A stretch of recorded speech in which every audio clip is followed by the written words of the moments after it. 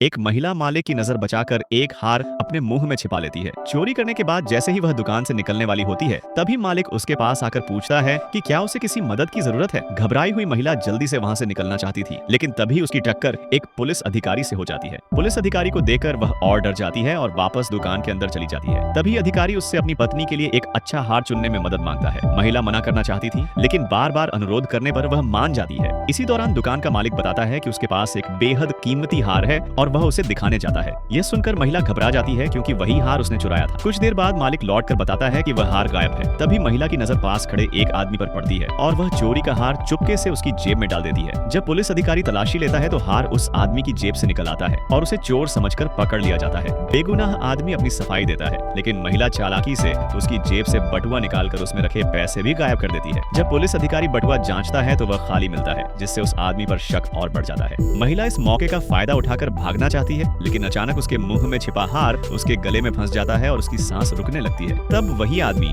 जिसे झूठा फंसाया गया था आगे आता है और हाइमलिक तकनीक की मदद से उसकी जान बचाता है। हार बाहर निकल आता है और सबको सच्चाई पता चल जाती है। महिला को अस्पताल ले जाया जाता है। होश आने पर वह पुलिस अधिकारी से अपने पिता से मिलने की आखिरी इच्छा जताती है। पास के कमरे में उसका कैंसर से पीड़ित पिता भर्ती होता है। तभी को पता चलता है कि उसने अपने पिता के इलाज में अपनी सारी जमा पूंजी खर्च कर दी थी और मजबूरी में चोरी का रास्ता अपना लिया था। उसकी कहानी सुनकर वही आदमी भावुक हो जाता है। वह हार खरीदकर महिला को उपहार में दे देता है और उसके पिता के इलाज के लिए पैसे भी छोड़ जाता है। महिला आश्चर्य से पूछती है कि उसने ऐसा क्यों किया, जबकि उसने उसे जेल भिजवाने की कोशिश की थी। आदमी मुस्कुराकर कहता है कि इंसान से गलती हो सकती है, लेकिन उसे सुधारने का एक मौका जरूर मिलना चाहिए। यह सुनकर महिला की आंखों में आंसू आ जाते हैं और वह वादा करती है कि अब कभी चोरी नहीं करेगी।